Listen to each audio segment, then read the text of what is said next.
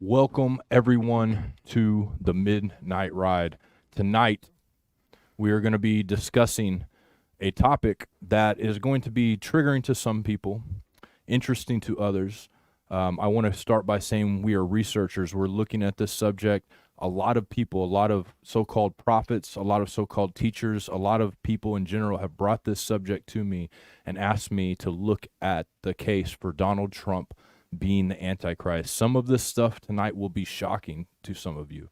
I ask that you listen to it all before you make a judgment. I promise to come at this from a researcher standpoint, not someone who's trying to judge or look at things from a wonky perspective. I'm not paid by the Democratic Party. I have no special interest paying me to do this. This is just a labor of curiosity and a labor of love. So with that being said, we'll be right back.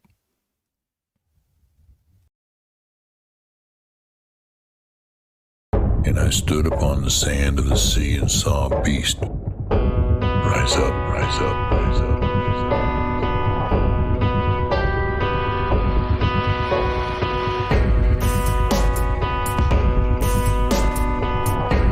Who is able to make war with him?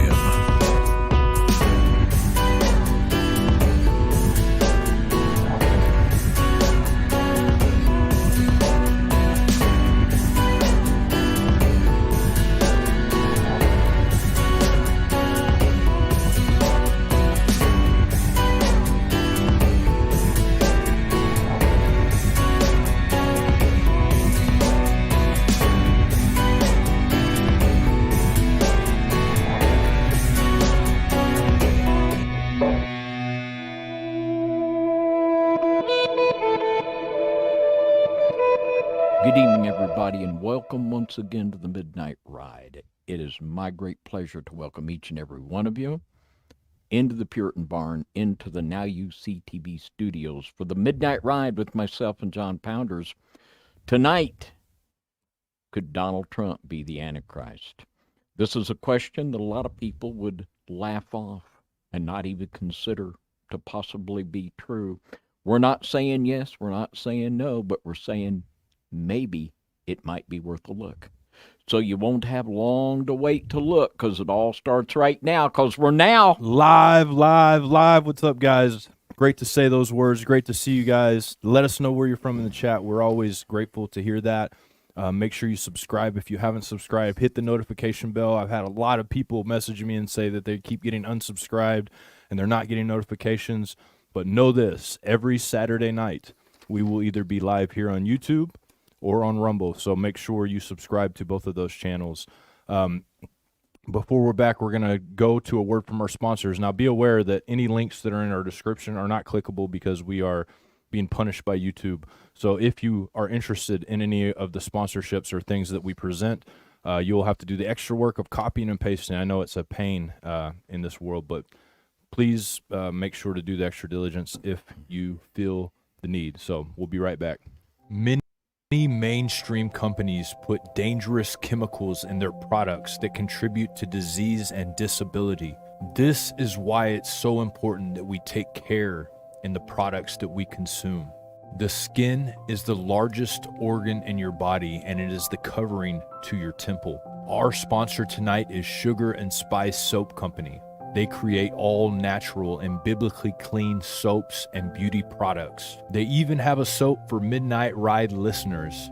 Use coupon code NYSTV to receive 10% off all your purchases. Link in the description. If this is true, then our country is in a lot of trouble. We would have these trips, these special trips. But he said, my daddy takes the bodies to the grocery store and he grinds them up and puts it in the hamburger. And nobody ever knows it. how can kids 6, 8, 10 years old be describing rituals that come from a book like the Book of the Dead?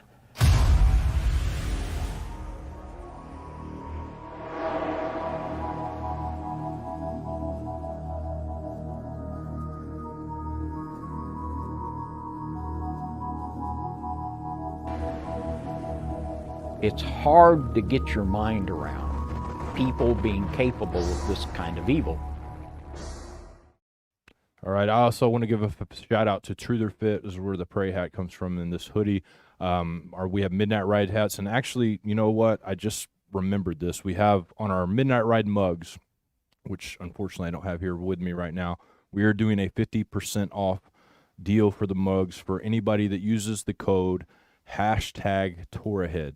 Now, if you don't know what Torahead is, it is a derogatory term that was given to us by a certain pastor for not wanting to celebrate Christmas. So we're going to wear it proudly, just like Christian was originally a derogatory term. Torahead, #Torahead, 50% off our Midnight Ride mugs, which are awesome, by the way. So with that being said, David, do you have anything else that you'd like to say before we get started? Or any things coming up? Well, we do have a very special broadcast we're very excited about Sunday night, tomorrow night, on our FOJC Radio Rumble channel. A young lady, 22 years old, Gillian Stone, will be doing her first presentation on FOJC Radio. It's called The Origin of the Hail Mary. It's going to be worth a look. It's going to be very good. And tune in and support the young lady. Support the young lady. She's got a pretty big Instagram audience as well. She so that's does. A good thing. She's very impressive, and we're looking forward to her FOJC Radio debut here. Looking forward to it.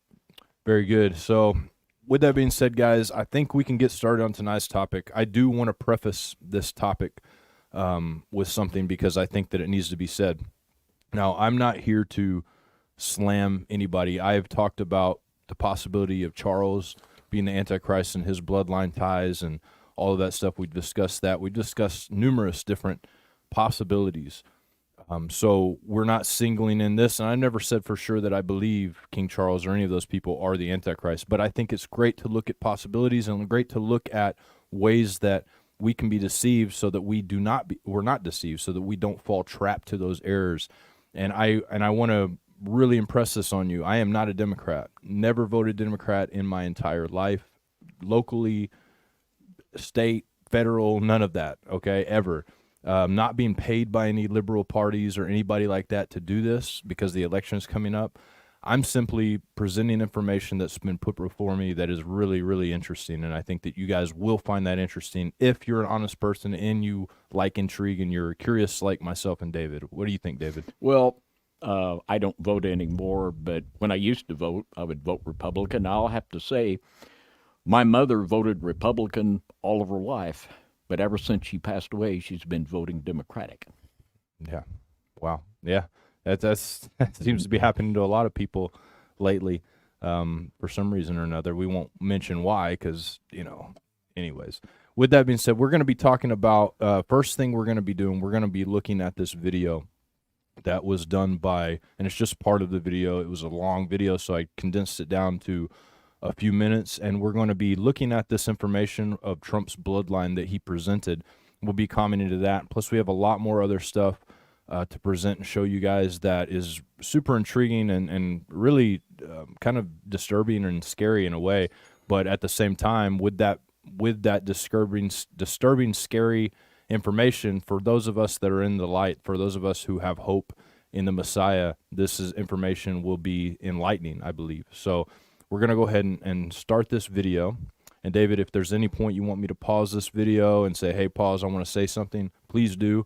Yes, because sir. Robert Sapar is not a believer. He is a anthropologist, a human anthropologist, and he has a lot of stuff that really lines up with the stuff that we've been studying. It really makes sense from a broad range perspective of the world. So here we go. I'd like to point out some interesting facts about President Trump, whose paternal ancestry is traceable to Bohemian Amberg, a village in southwestern Germany in the 18th century. Its residents are known as Palatines. Their historic coat of arms is the Palatine lion, with its tongue extended, a red crown, symbols of their ruling families as seals, and also on the Bavarian coat of arms. Bavaria's origins date back to Celts and Suebian groups.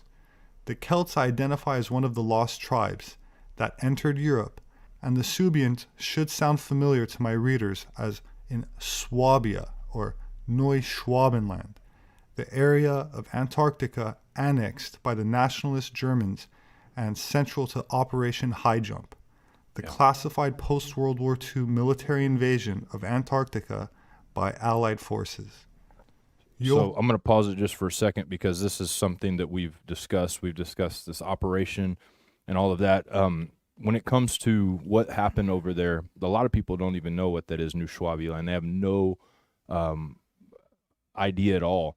And David, I know that we've done a show on this and we've talked about this quite a bit. What is your idea on why did the Germans go and start a place in Antarctica and call it New Schwabiland? Well, they began going there. There were German expeditions to Antarctica even in the 1800s, and they started doing serious trips to Antarctica in the 30s. And I think as far as the Nazis were, it was almost a backup plan. You know, it was like plan B. If we get destroyed, we'll go here to survive. And a lot of it was just a lot of basic military tactical advantage of having something there at Antarctica.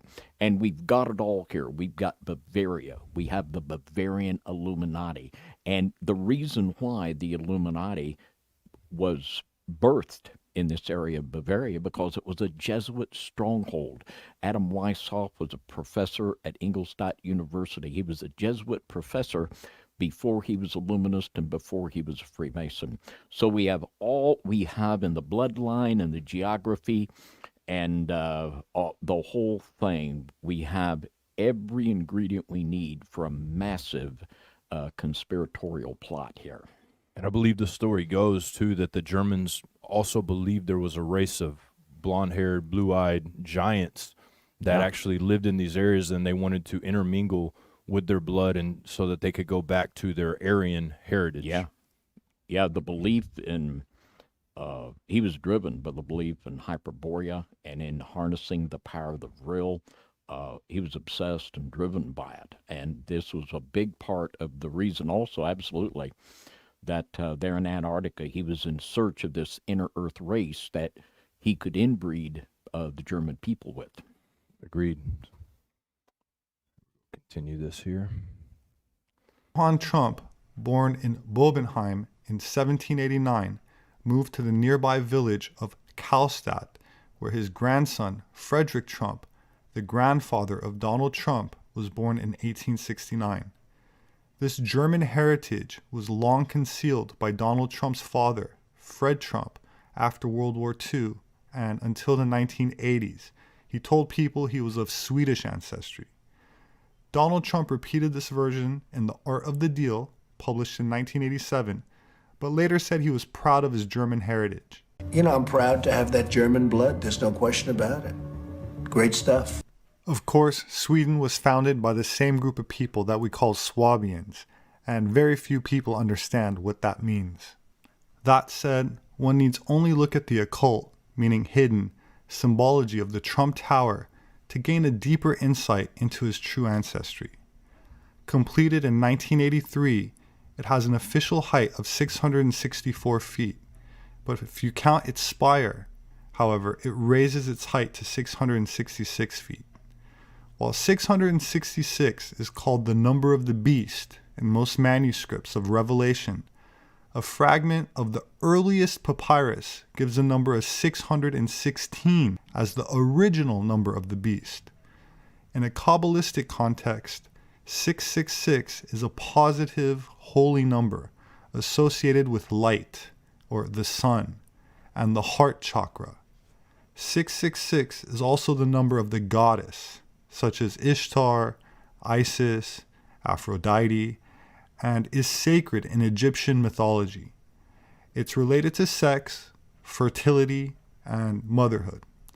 That said, Trump Tower also features an inverted triangle made up of trees or bushes.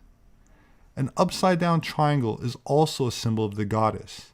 In alchemy, it means water, or the divine feminine energy. And if you look closely, you'll see that the trees are arranged in 3 rows of 6, making up the 3 sides of the triangle. I'd like to also point out that the tree itself is a sacred sex symbol, from the tree in the Garden of Eden to the fig or Bodhi tree associated with Buddha and enlightenment, which is really a reference to Tantra. Above this inverted triangle of trees, we see 7 pillars rising. If you count the points at the top of the building, you'll notice there's 7, which in Tantra are the number of chakras in the human body. In astrotheology, there are 7 gods, meaning the 5 visible planets with the naked eye, plus the sun and the moon. In Islam, or Sufi cosmology, there are 7 heavens and hells. And of course, in the biblical context, it's the 7 days of creation. In a more esoteric perspective, 7 has to do with sacred geometry. As Pythagoras tells us, the number 7 is, quote, the essence or first principle of things. The famous G in the square and compass symbol is publicly regarded as standing for God or the generative principle, but in esoteric context, it stands for the 7th letter of the alphabet, which alludes to the ancient esoteric tantric practices. A self-proclaimed Christian, he's also an initiate that, like the Freemasons and Rosicrucians, subscribe to a lineage based on the heritage of the Knights Templar, who claim descent from High Temple priests of Jerusalem, whose ancestors fled into Europe after the destruction of the temple and introduced Kabbalah into European secret societies, which for a time was regarded as alchemy.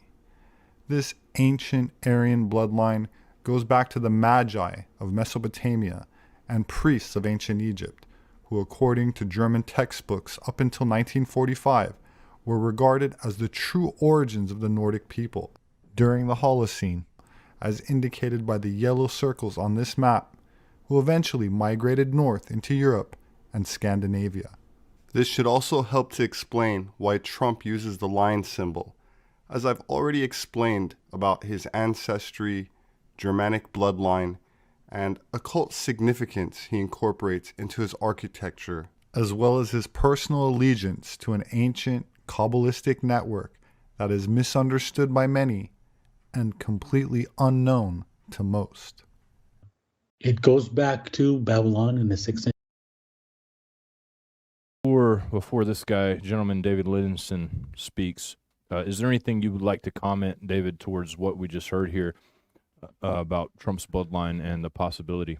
Well, and that is the key word, is it possible? Whenever you look and you begin to consider a conspiratorial scenario or to probe the possible eventual truth of a situation, you have to ask yourself, is it possible? And it's striking to me, I think it was maybe Mr. Trump's great-great-grandfather was born in 1789 in this area of Germany. This was 13 years after the Illuminati was formed in this very area. And we had there the Rothschilds, and we see deep, you've already shown here the deep ties we have with the Trump family and the Jewish people. We had Jacob Frank there. We had Adam Weishaupt there. And this was all there in this Jesuit area, and there's tremendous ties with the Trump family and Catholicism. And was it his great-grandfather? He grew up. He was 13 years after these people came together in this area to form that. This is the atmosphere and the area that the Trump family grew up in, so it's very likely. And as you look at Mr. Trump, all of these original elements of the Illuminati, his family has ties to them. And it could be because they were established in this bloodline long ago in Germany, way back in the 18th century. It's really interesting to me, too. It talks about the people being called the Palestines or Philistines. That's where the word comes from. And actually in the video, there's a long section where he talks a little bit about that. And the Phoenicians were originally these people that lived in that Palestine area. They were there, and they actually helped King Solomon build the temple. This is where you get Hiram Abiff, who was of Tyre, which Tyre was a Phoenician, the Phoenician capital. And you have a mixing of Judaism and Phoenicians when you have Queen Jezebel, who was a princess of Tyre, marrying King Ahab, a king of Israel, uniting in that union. You have a real mixture that takes place there. But there's a lot of mixtures that happen. But the Philistines, this is where the giant King David came from. There's a lot of mythology too about the Philistines. After what happened with Samson, they took upon a cult of their own to grow their hair out and grow their beards out, because they thought, because Samson got this power through the Holy Spirit, they thought that they could conjure this power through their long hair and through all of this stuff. Yeah, and that is a definitive link with the tribe of Dan, and also with the Merovingian bloodline. The definitive stamp there. Yeah, and he talks a lot about the tribe of Dan in the actual original video, a lot about that. There's a huge section, and I almost included it, but I think that, we've talked a lot about that. You actually did a show about the serpent tribe of Dan not that long ago, and I think that people, if you get a chance, go check that out. You'll really find interest in that one, I believe. So continuing, this is David Livingston. This is something he speaks to, and I included this in here because I thought that it was really interesting, something we could speak to. BC, the development of a tradition that merged the worship of underworld gods with the Babylon history of magic and astrology. And so this is basically what came to be, in the Jewish tradition, came to be known as Kabbalah. Basically, it's a hierarchy of Judaism. And so it's, the early practitioners would present themselves to the world as merely being an interpretation of Judaism, basically as a way of disguising their apostasy from Judaism. And what it's based on is the idea that Solomon had learned magic somehow from, basically some kind of discarded entities, demonic entities of some sort, and that he used that power to build, first of all, that he had a sigil, or the Star of David, or the Star of Solomon, was a 6-pointed star, which he used as a seal on a ring, apparently, to control these demons. And then he used his control over these demons to build the temple of Solomon. So there is a legitimate Orthodox tradition in Judaism that looks forward to the rebuilding of the temple as part of fulfillment of Bible prophecy with the return of the Messiah.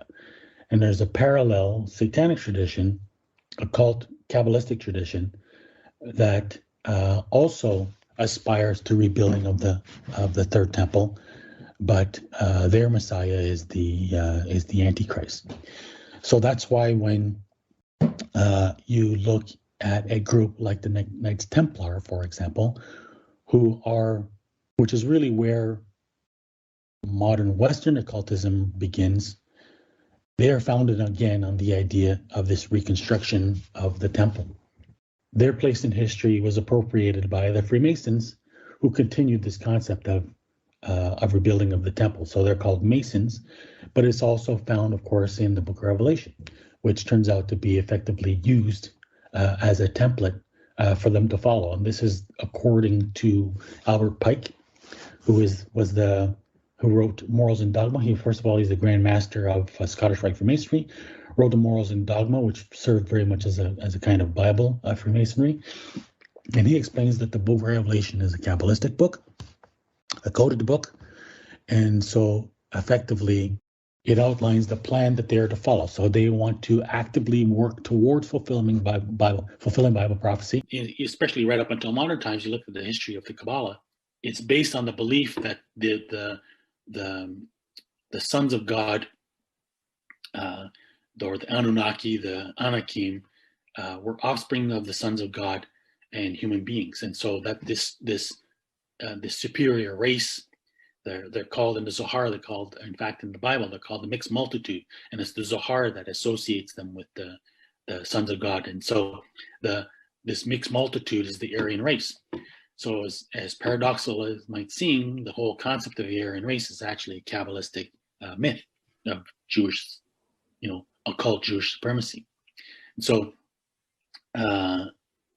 it's the belief that they are semi-divine because they are offspring of the fallen angels. And more than that, it's basically the fundamental Kabbalistic belief is that the sons of God created a race of beings a race of superior humans who have been preserving the ancient wisdom ever since. Albert Pike was a proponent of Aryan theories. He later became a member of the Theosophical Society, which of course was headed by Blavatsky, who was the most recent proponent or elaborator of the Aryan myth, the mythology that the Aryans are survivors of Atlantis, who are originally descendants of the sons of God, Anakim, Anunnaki, who had preserved the ancient wisdom, quote unquote, Kabbalah since that time. When the lost tribes get scattered, they get scattered to the land of the Medes and all the way into Central Asia.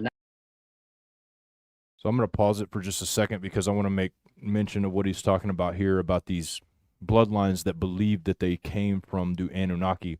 I did a broadcast not that long ago about the Anunnaki and about the Fisher Kings. The Fisher Kings believe that they come from these Atlanteans, these things that came out of the water, such as Dagon, Poseidon, whatever, and they intermingled with mankind, taught men different things, and even created their own race of man to use as slaves so that they could mine gold. And so what he's talking about here is emblematic of everything that we have come to find out as well, that this is the story of Genesis 6. This is the story of what happened when the Watchers came and manipulated the DNA by having children with the wives of Earth, and also they manipulated the DNA of animals. Is there anything you would add to that, David? Well, all of these things that on the surface don't seem related, you can look at the Vikings, you can look at the Celts, you can look at the Gauls, and all of these different people that produce these religions that seem so similar. They're similar because they all come from the same source, and all of these people come from a common heritage and a bloodline, and all of the religious beliefs harken back to that original belief of the fallen angels, and you can see very evident traces of that in all of these peoples. Yeah, agreed. And we'll watch the rest of this, and it's almost over, and then we'll go on to the next. Because this is interesting, though. This gives me if you watch the whole video, it'll give you a lot to look at as far as the tribe of Dan goes. But like I said, David did a really great show on that too. So if you're interested in what more about the tribe of Dan and their mixture and what the Bible says about them, and the Bible talks a lot about the tribe of Dan and their absence from the 144,000. That's where supposedly they intermarry with the Scythians. They eventually migrate to Europe, where they become Scandinavians and Scots. Sure, and then you had the Picts and the Celts and so forth. The Scandinavian descendants of Odin, and the Vikings and the Scots, particularly in Ireland, Orkney, which is where the Sinclairs come from, and that's where you get this heritage of Scottish Rite Freemasonry. The Aryans, these Aryans or whatever, the descendants of the Anakim become the Canaanites. Sure, and of course we know the Canaanites are very industrious, right? They would bring business and trading all around the world through their boats and so forth. Phoenicians, yeah. Phoenicians, correct. Lost tribes who are, among the Scythians that are considered really the descendants or the Aryans, the source of the Aryan people. So you have the simultaneous history, which is weird. Why basically you've got, it's a Jewish esoteric mythology which produced the Aryan race, while also, that produced the Aryan race. So you have this dual path of, this like legitimate Jewish descent, simultaneously this competing, opposing Aryan descent, but they seem to feed the same like brothers or cousins, right? And then they're both masters of the horse, and they literally conquered the world on the horse.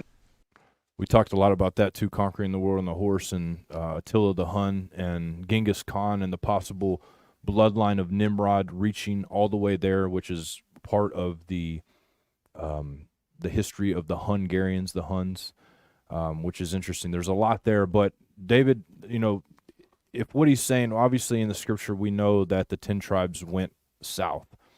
In fact, they were divorced from God. God said, I'm sending you a decree of divorce be gone. Boom. You guys have messed up one too many times. And Dan, the same kind of scenarios. They kept falling into traps and falling into things that weren't right. David, do you have any insight that can gain into why that the tribes of Israel were so evil? What did they do? What was going on at the time? Well, at the time of Solomon's son Rehoboam, the 10 northern tribes broke off and they became an independent nation. And a ruler came along by the name of Jeroboam, the son of Nebat, and he figured, as long as we have the northern tribes going to Israel on all the feast days, they're going to have an allegiance to the south. So we need to set up our own religion. And Jeroboam established the golden calves at Dan and at Bethel. And of course, we know the significance of Dan. They were in the very most northern part of Israel. This was at the very foot of Mount Hermon, where their territory was, the ancient area of the giants. So this calf worship, it was associated, we've talked a lot about how the worship of the calf with the two horns. In Genesis 5, it talks about the Ashtoreth of the two horns, which is the two horns of the Viking helmet. It's the two horns that it goes back to the actual movement of the planet Venus in the heavens, when it will part of the time be a morning star and part of the evening. And if you trace on a star chart the actual movements of Venus, you have basically a Viking helmet with horns. Yeah, and it would literally go right around the sun like that. You know how they have the sun disk and then the horns on it, and then they would call it the Shekinah, which is like the temple for the sun, the worship of sun. Interesting. Absolutely. So the very much Israel bought into this, and like we've already alluded to, the tribe of Dan went totally deep in apostate, and in its dispersion, it became linked with the in dynasties in Egypt and dynasties through the Merovingian bloodline. So yeah. Yeah, agreed. And one thing we always thought with Trump, and let me get this right. I used to like Trump. I think he was funny.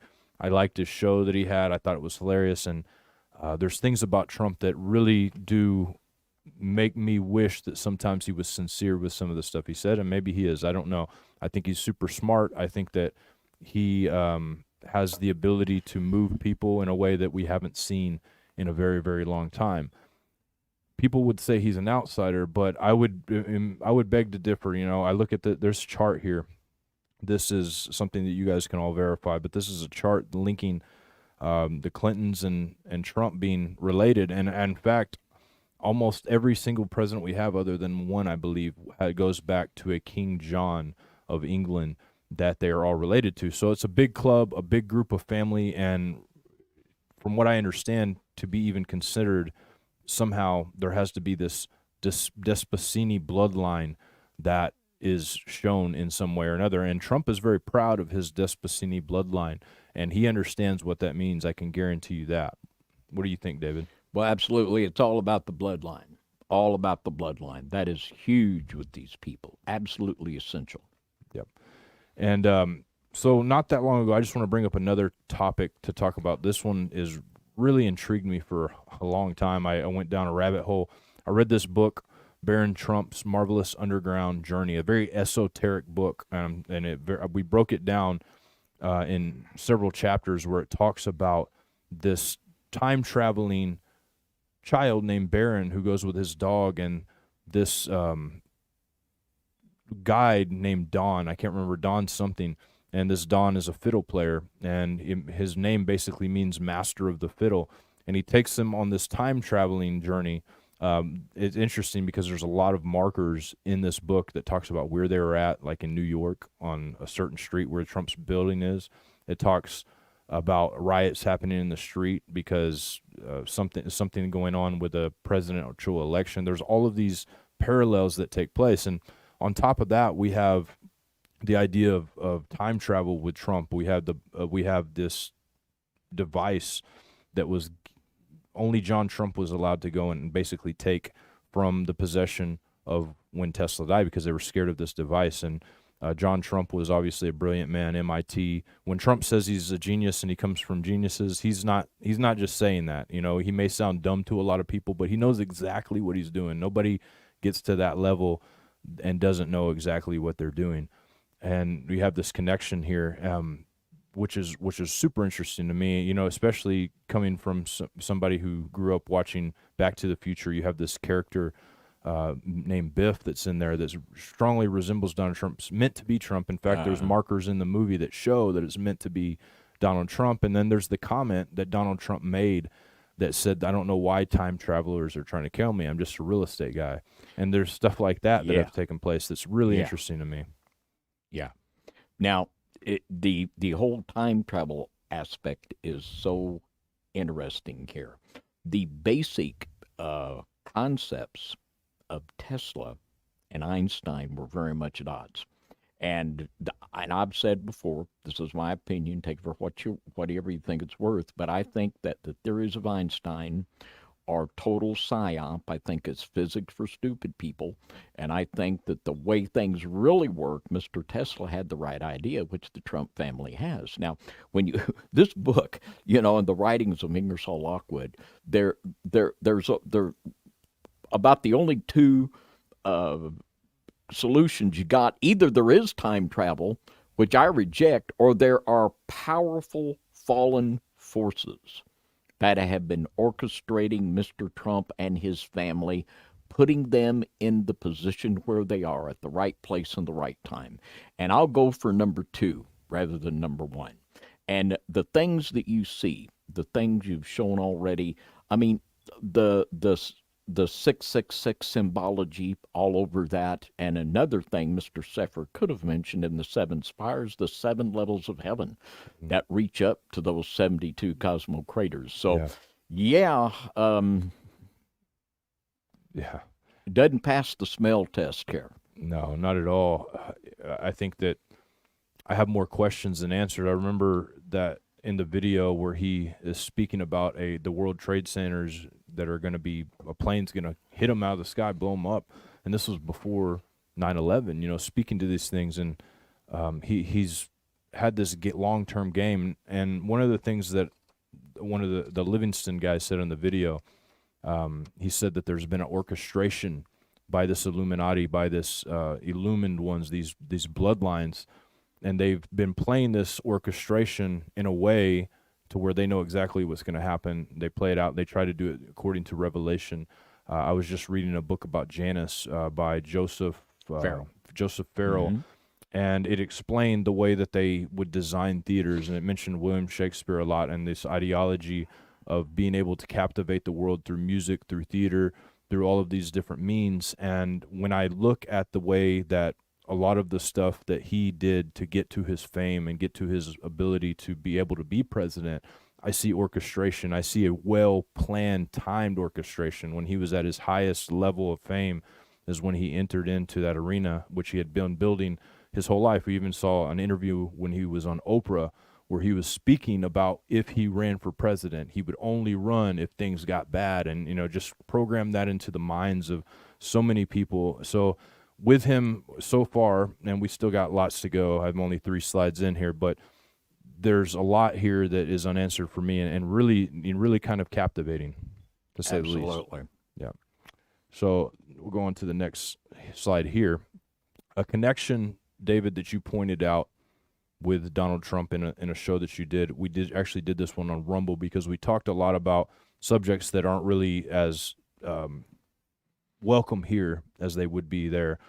But I wanted to hone in on the Roy Khan connection, his connection with the mob, his connection with intelligence as well, with the casinos. David, you did an entire episode on this, one of the best episodes on the subject that I've ever seen. Can you please speak to this connection with the intelligence, maybe even his connection with Epstein and Roy Khan? Well, in 1983, early 80s, I'll not give the date, I'll get it wrong, but Roy Khan became Donald Trump's lawyer, and he was Mr. Trump's brother's lawyer before he became Donald's lawyer. And Roy Cohn was the mob lawyer. Everyone knew it. He was the lawyer for the mob. Fat Tony Salerno and all of them, the mob lawyer. And Roy Cohn was feared. I mean, people were afraid of him. Most people, when if they would hire Roy Cohn for a lawyer, they would just drop their lawsuit. They'd drop out because he was known that he could make people go away. And Mr. Cohn was open homosexual. He had many homosexual lovers, and he became a Republican, and he would go to conservative Republican events that were supposedly pro-Christian, pro-family, even in the White House when the Reagans were there, and he would take his homosexual lovers with him as dates, and no one would say a word. That's how feared Roy Cohn was. And Roy Cohn, and there you have the slide of the JFK assassination video, which is on NYSTV Rumble. I would encourage you to take a look at that. I don't care how many books you read on the Kennedy assassination, you'll hear things said there you've never heard anyone say before. Now, Roy Cohn was connected with Permadex, and Permadex was, according to Jim Garrison, who investigated the JFK investigation, and principally responsible for organizing the assassination of J.F. Kennedy. Roy Cohn was a lawyer and a financial contributor to Permadex, and we cannot directly connect Mr. Trump with the JFK assassination, but through Mr. Cohn, he definitely is connected with the same groups and surrounded with the same groups. At the time Trump Tower was built, there was a concrete strike in New York City, and the smart advice from the architects is you build Trump Tower out of all structured steel. But everywhere they could do it to where the building wouldn't fall down, they put concrete instead of steel. At that time, there was a concrete strike. No one in New York City could get concrete. Donald could get concrete, and he got it from Fat Tony Salerno. He owned the concrete company. Donald got his concrete from Fat Tony, and by the way, Roy Cohn was Fat Tony's lawyer. Roy Cohn was Trump's lawyer, and they could be seen in this time period out together at restaurants. So the old sniffer it doesn't pass the smell test with me. Mr. Trump's a shark. I mean, he cut his teeth on real estate and casinos, and one of the stated goals of Permadex was to establish gambling casinos. So when Roy Cohn of Permadex hooks up with Donald Trump, what does he do? He starts building gambling casinos. The group widely to be responsible for the orchestration of the assassination of Mr. Kennedy. Yeah, and it's interesting, the Trump Plaza, this first casino that he took over, ended up going bankrupt on, was the reason he took it over. It was controlled by an intelligence organization, Interpol, I believe, one of the organizations, too, that you're talking about. And they had cameras set up so they could blackmail people inside these casinos. Yeah. This is where we also find his relationship with Epstein a little interesting. Yes. Because I personally believe this. I believe there's enough evidence to say that Donald Trump and Epstein were together in intelligence, gathering intelligence on opponents, because this is the name of the game. This has been his name of the game since his first casino, which is interesting to me. I think that we have a lot there that people may or may not totally understand, but I think that if you looked into those connections with this, you might find something that you were really surprised to hear, I would think. What do you think? It is a deep, deep rabbit hole, and there at the Trump Plaza, there was a Jewish billionaire, and I can't recall his name.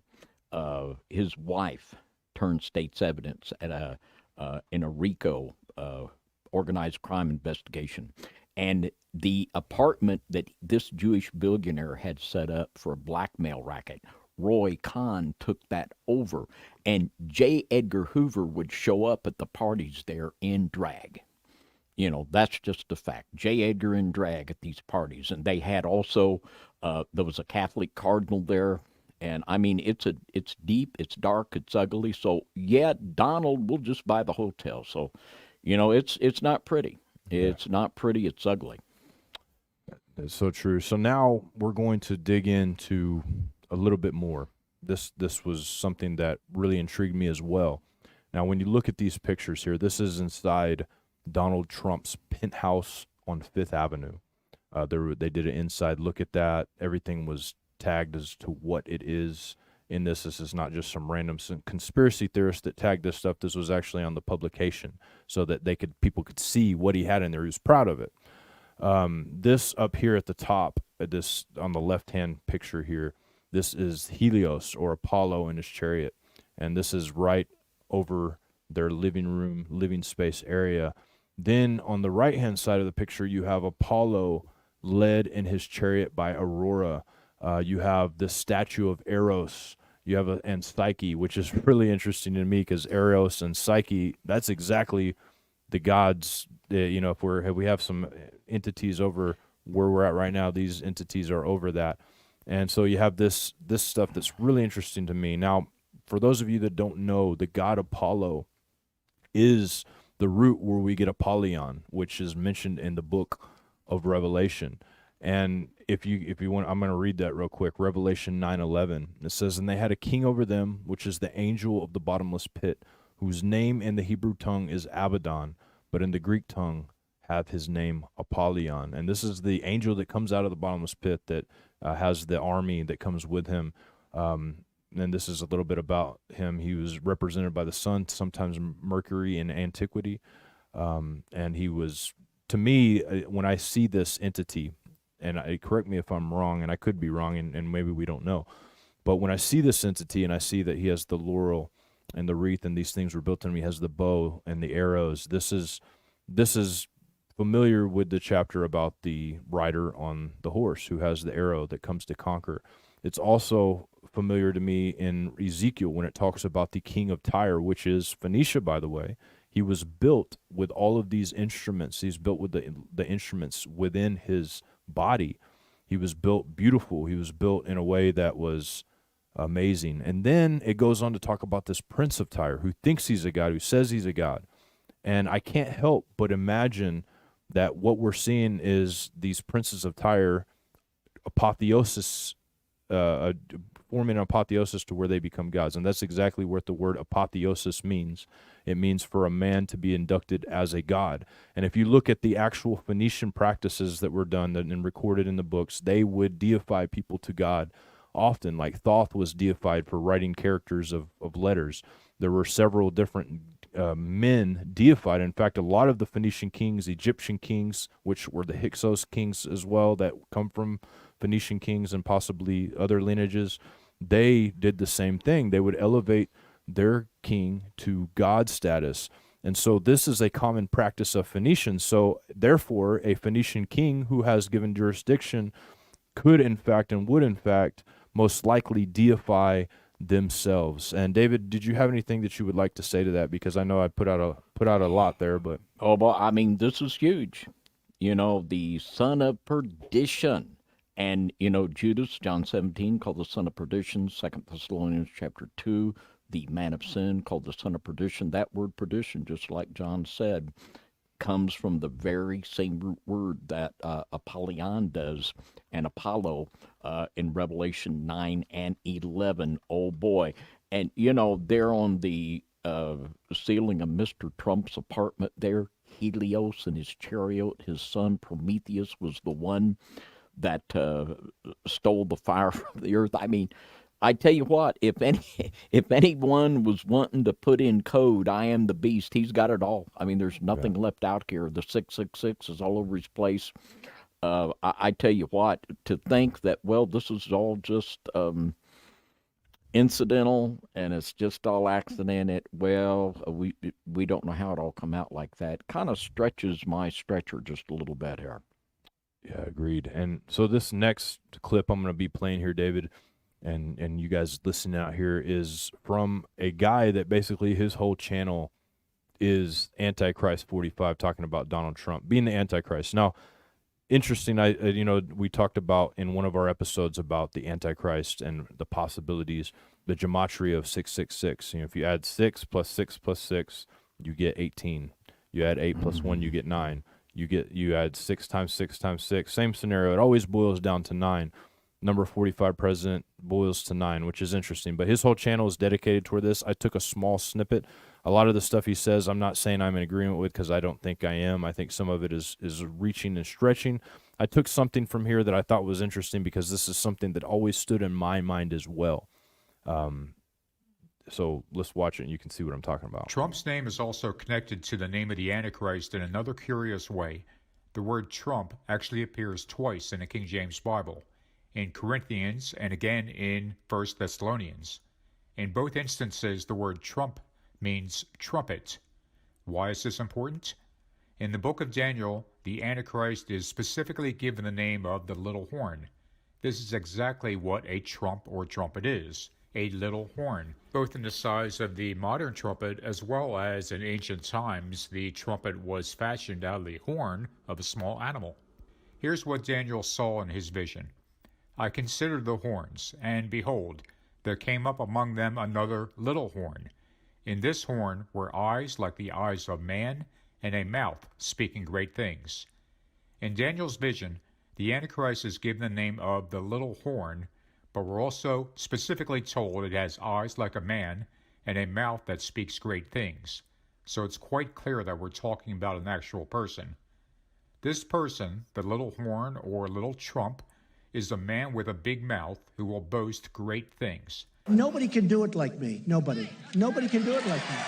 Honestly. Nobody's stronger than me. Nobody has better toys than I do. There's nobody bigger or better at the military than I am. Nobody loves the Bible more than I do. Nobody builds walls better than me. Nobody's better to people with disabilities than me. Nobody's fighting for the veterans like I'm fighting for the veterans. There's nobody that's done so much for equality as I have. There's nobody more pro-Israel than I am. There's nobody more conservative than me. There is nobody that respects women more than I do. Nobody would be tougher on ISIS than Donald Trump. There's nobody's ever had crowds like Trump has had. There's nobody that understands the horror of nuclear better than me. And nobody even understands it but me. It's called devaluation. The sale of the uranium that nobody knows what it means. I know what it means. Nobody knows more about trade than me. Nobody knows the game better than I do. Nobody's in the history of this country has ever known so much about infrastructure as Donald Trump. I know the H-1B. I know the H-2B. Nobody knows it better than me. Nobody knows politicians better than I do. Nobody knows more about taxes than I do. Nobody knows more about debt than I do. Nobody knows the system better than me.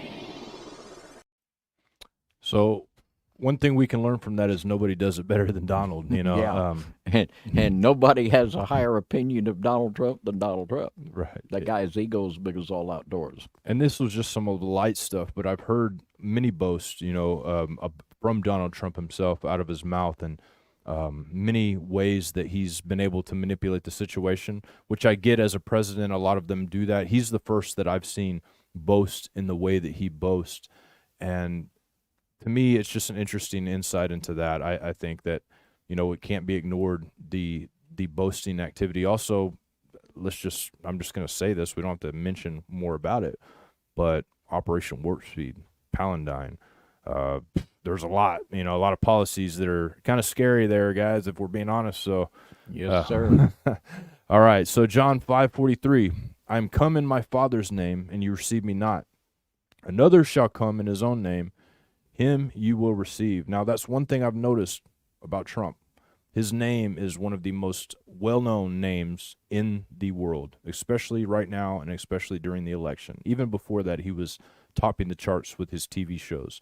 His name is on every tower. He makes sure to put his symbolism on everything in the world. And we'll find out a little bit more about some of the places that he's been allowed to have his symbolism at as well.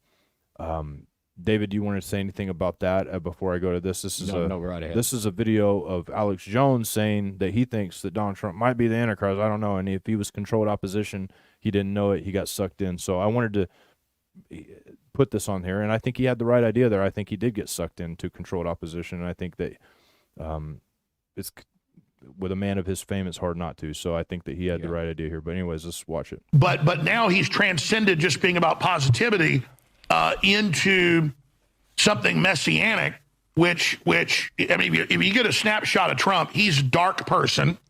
but also, I mean, look. If anybody can be the Antichrist, and I don't think he's the Antichrist, but he's the type of person. Also, Elon Musk.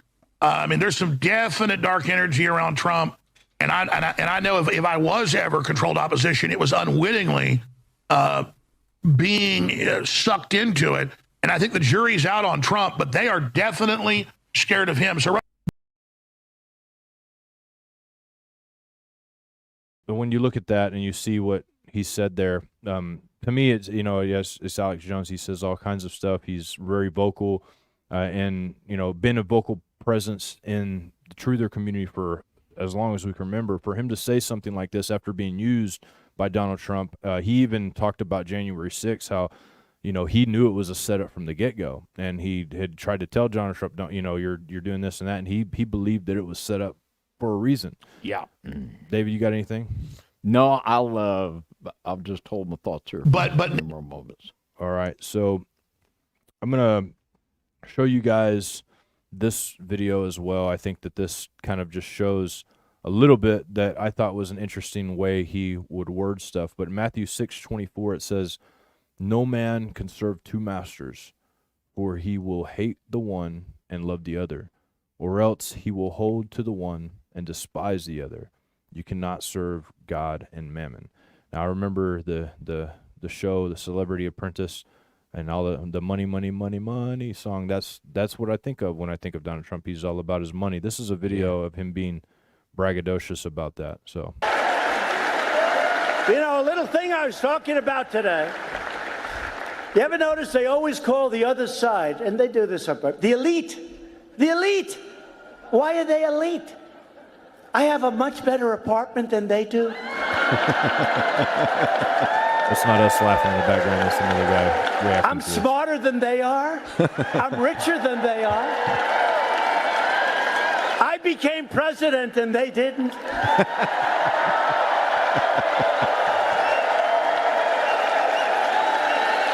And I'm representing the greatest, smartest, most loyal, best people on earth. The deplorables. Remember that? The deplorables. So there you go, him bragging about that. This is not the first time I've seen him bragging about his riches, but the Bible's clear you can't love both. And I know from experience that if I get caught on the track to where I'm chasing money and that's all I care about, I'm chasing money, I am far away from God, and I'm not even thinking about what he wants me to do. Yeah. I know that that's the reality for humanity in general. You think of what the scripture says about the proud heart and the froward mouth being an abomination with God. Boy, I tell you what, it would be hard to have a better example of that. And the people that he's chosen to surround himself with as spiritual advisors, you have the charlatans, the prosperity preachers, the false prophets. He used Paula White as his main spiritual advisor. These people are false. They say falsehoods. All the people that prophesy around Donald Trump that were all false prophets, he surrounds himself with. He surrounded himself with these prosperity preachers that believe that your holiness is equal to how much money you have. You have to, if you're not blessed with money, then guess what? You're not holy. You've got some problems. This is their idea of prosperity. It doesn't go over very well in third world countries, but it goes over pretty well over here in America. It's pretty amazing. And I'll say something here, and this is all me. I'm speaking totally for me here, but I'll just ask a quick, because this will be incendiary, but it's me, on me here, but why can't, here's Mr. Trump with all of these outrageous things. We've got mob connections. We've got all of this blatant symbolism. Very few people will even consider the fact that Mr. Trump could be the beast. Why? They think he's a Christian. Mm-hmm. And there are false Christian leaders that are giving him the facade and the cover of Christianity. Mm-hmm. Now, why couldn't Germany see Adolf Hitler coming? First time Adolf Hitler run for office, over 80% of the Christians voted for Hitler. Over 80% of the evangelical Christians. They couldn't see Mr. Hitler coming. because they thought he was a Christian. And I realize this is incendiary if we're going to compare Mr. Trump to Mr. Hitler. And I'm just saying the reason why both of these men are elevated, they thought they were Christian all of his life. Adolf Hitler was a practicing open Roman Catholic. So there it is. I just had to say it. I just had to say it. I know it's going to set some people's hair on fire, but it's all me. That one's on me. You'll know them by their fruits, first off. And I'm not here to judge the man, like you said. We're not here. I'm not here to do any of that. All I'm saying is you'll know them by their fruits. When it comes to his associations with all of these different people, when it comes to his practices and all of that, there's red flags there. His symbolism, his bloodline, there's a lot there to take in. Could he be another representation of in the Bible? Sure. Have a lot of the presidents of America been able to represent an antichrist in some way? For sure. And a lot of that has to do with the foundations of our country to be the new Atlantis, which was written about by Francis Bacon. This is the goal of this reality. Why do you think every year in the inauguration they do the raising of Osiris ritual? Why is it an inauguration right there in front of this phallic symbol giving a nod to Nimrod? Yeah. Because they're trying to summon that spirit to whoever the leader is at the time. And that's exactly what happens. David, what do you know about this raising of Osiris ritual? Well, it is said that every time an American president is inaugurated, they do this ritual within the Scottish Rite Temple, the 33rd degree there in Washington, D.C. And also there are parallel rituals that, according to the Malachi Martin, a Vatican insider, that when the Pope was initiated, Pope John Paul, I believe, that they did a parallel enthronement ceremony in Palladium Freemasonry in Charleston, South Carolina.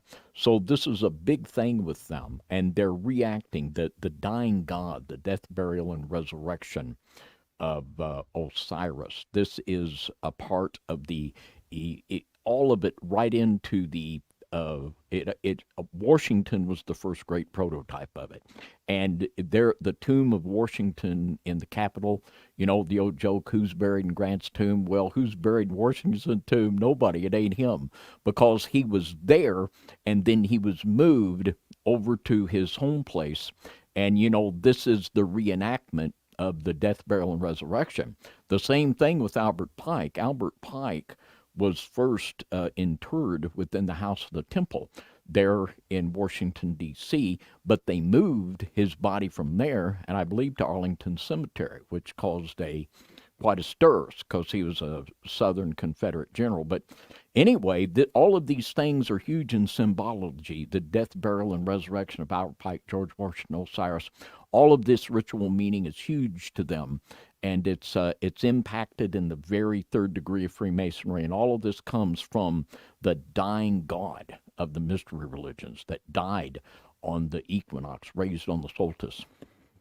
You know, this another thing about this subject that even gives me more of a look, even sometimes than King Charles, is the amount of cult-like worship that some of the followers have. I remember him saying that he said I could shoot somebody in the street and they're still going to cheer for me. They're still going to vote for me.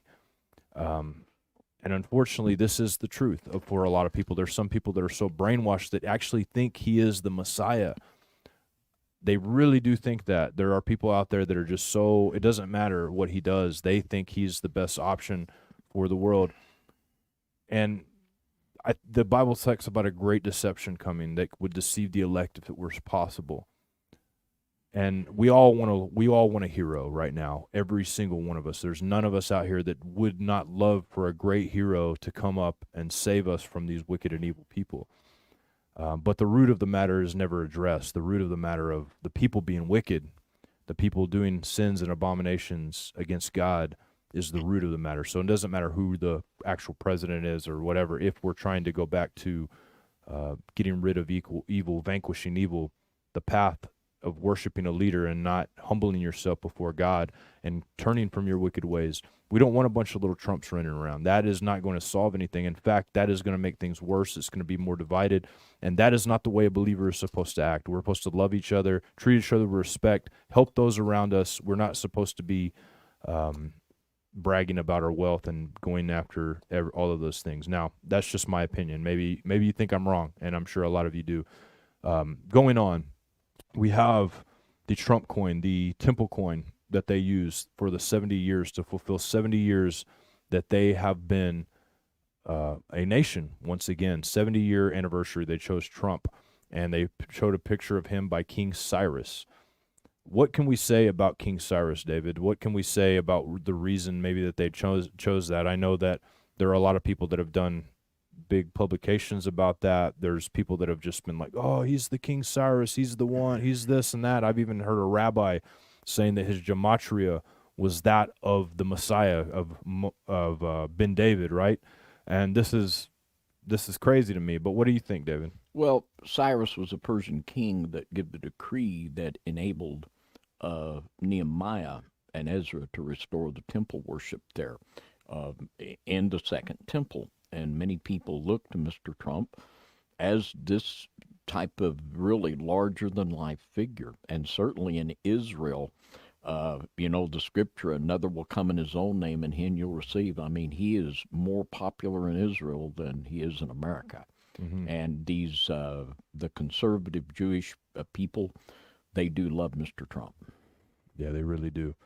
In fact, here is Trump Heights that they've allowed him to build on and kind of created a city, blocks, and everything else surrounding the man.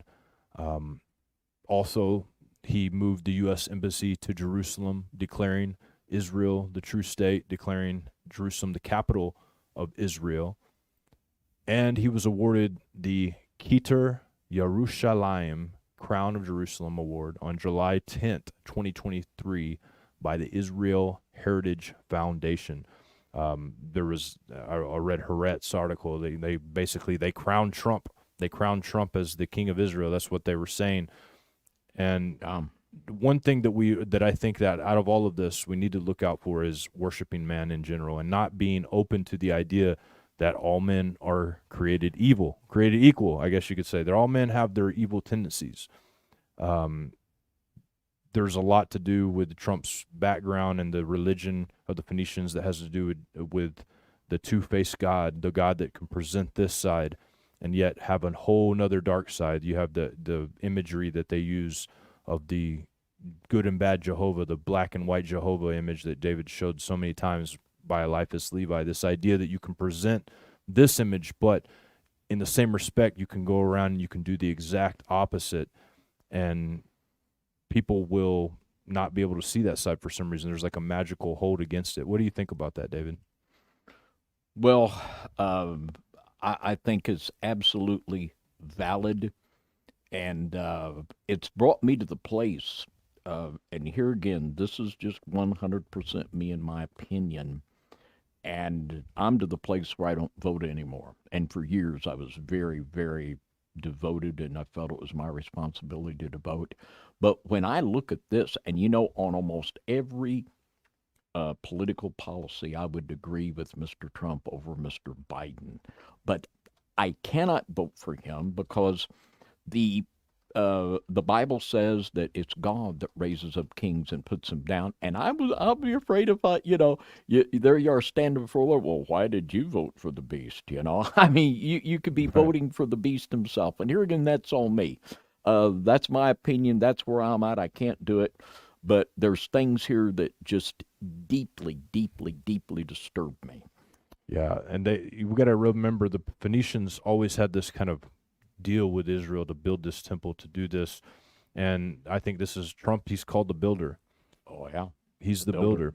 And this is exactly what we're seeing right in front of our face. The symbols are there. The naming's there. The signs are there.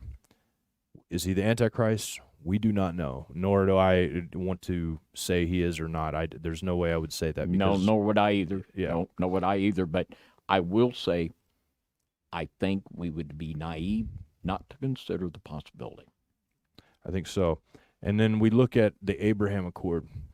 This is the last thing I want you guys to kind of keep an eye on, because the Abraham Accord is something that he wants to pass, that he's going to try to push for. We need to watch this. This could be literally be the contract that the Bible talks about, where he sets up a treaty with many and then breaks this treaty. This could be what we're talking about here. There's so many different things that come into play with Zionism being on the table in this whole thing, because Zionism is not just a Jewish movement. It is also a Phoenician movement. Phoenician controls the world. All of our things are surrounding their practices.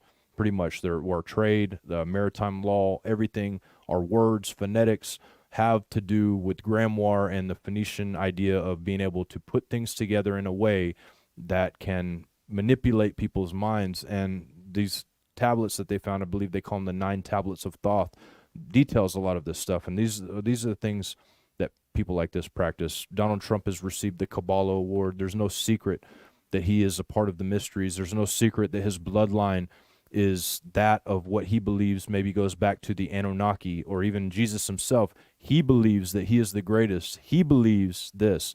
Would it surprise me if he came on the news one day and said, I am the Messiah, and he set himself up in Jerusalem? It would not surprise me that much. What would surprise me is all the people that are going to bow down before him if he does that. That's what scares me the most. But with that being said, that's really all I have tonight. I wanted to present this. I'm sure there's more. I just don't want people to fall into the great deception. I'm not telling you who to vote for. I don't care. Like I've said this many times, I don't believe our vote matters. I think it's just a game, because the world's a stage. You get this choice or you get this choice. It's just like when I tell my kids, you can have this food or you can have that food. I don't tell them that there's 100 different foods out there that they can choose. They get 2 choices. And I believe that that's where our country's at. I believe our country was founded with the intention of becoming the new Atlantis. And they knew in order to do that, they had to give people freedom, the freedom to be able to practice magic, which is why you see free and accepted on the front and the the threshold of every incorporated city in America. That's why their symbolism is all over Washington, D.C., all over every capital square. And this is why Hollywood pushes these stories of the ancient gods, is because something's coming. A deception is coming so great that it could deceive the elect. We don't want you to be deceived. We don't want to be deceived. So we're willing to discover and look at things that a lot of people maybe wouldn't. So I hope you enjoyed this. I hope you subscribe tonight. And I hope that you hit the like button. We'll do a Pounders Pound here in a minute, so we'll all smash the like button. But David, I wanted to give you the floor for the last round here to let people just give people a warning out there. Well, there's something I'd like to read here. Here as we close, to get your input from it. And we've talked about this before on various midnight rides. Read a little bit from the apocryphal book of 2nd Esdras. This was a part of the original King James Apocrypha. And in 2nd Esdras chapter 11, it prophesies about the eagle that will come. In verse 23, it says, upon the eagle's body, 3 heads that rested and 6 little wings. 3 heads upon this eagle. And the text picks up here in verse 29. And when they so thought, behold, they awoke, and one of the heads that were at rest, namely, that was in the midst, for that was greater than the other 2 heads. And then I saw that the 2 other heads were joined with it, and behold, the head was turned with them that were with it, and did eat up the 2 feathers under the wing that would have reigned. But this head put the whole earth in fear, and bore rule in it over all those that dwell upon the earth, with much oppression. And it had the governance of the world more than all the wings that had been. And behold, after this I beheld, and lo, the head that was in the midst suddenly appeared no more like as the wings, but there remained the 2 heads, which also in the like sort ruled upon the earth and over those that dwelt therein. And I beheld, and lo, the head upon the right side devoured it that was upon the left side. Could it be so obvious that in this prophetic book, which I give a lot of credibility to 2nd Esdras, even though it's not in the canon, that America, the eagle, could it be that obvious of a prophecy? I think perhaps so. And could it be that we're at the place where the right wing, right side is getting ready to eat the lunch of the left? We'll have to wait and see. But the text goes on and says, it says, and therefore that this head and this eagle was wicked. And for God's people to be blessed, it had to be removed. And in verse 45, it says, and therefore appear no more, thou eagle, nor thy horrible wings, nor thy wicked feathers, nor thy malicious heads, nor thy hurtful claws, nor all thy vain body, that all the earth may be refreshed and may return, being delivered from thy violence, and that she may hope for the judgment and mercy of him that made her. Perhaps this is something that we might want to tuck away in our hearts and wait and see what comes forth in the coming days. I like that. So I just want to say thank you guys all for listening. You guys are a blessing to us. It's so amazing. We'll be out and about and we'll see some of you guys come up, and we love that, and we love to be able to have contact with you guys, even if it's just over the internet. But you guys are such a blessing to us, man. You don't understand, because there's so many people that hate the truth. There's so many people out there that want nothing to do with it. So to have an audience of people who actually do desire the truth, who are willing to look at the things we say like Bereans and not just accept us as a cult leader. I hate that about certain aspects of those out there. You guys are not like that, and we love that, and that's why we're here for the truth. Yeah, tonight we're not telling you how to think. We're just encouraging you to think and to consider some other possible scenarios. Amen. That's always the go. So we're going to do what we call the Pounders Pound. That's where we pound the like button on the count of 3 all together. If you've already hit it, good for you. There's already a lot of you that have. Thank you so much. But we're going to do it all together, and we're going to see the numbers jump, and we're going to feel the presence of the like button. So on the count of 3, David, let's count it down. 1, 2, 3, boom. Boom. About knocked my computer monitor over there with that one. So thank you guys so much. David, end us out. As always, it's with just heartfelt humility and thankfulness to our Midnight Ride listeners. We could not do what we do without you. Thank you so much for listening, praying for us, and supporting the Midnight Ride. So until next Saturday night, 10 p.m. Central, high five and good night, everybody, from the Midnight Ride.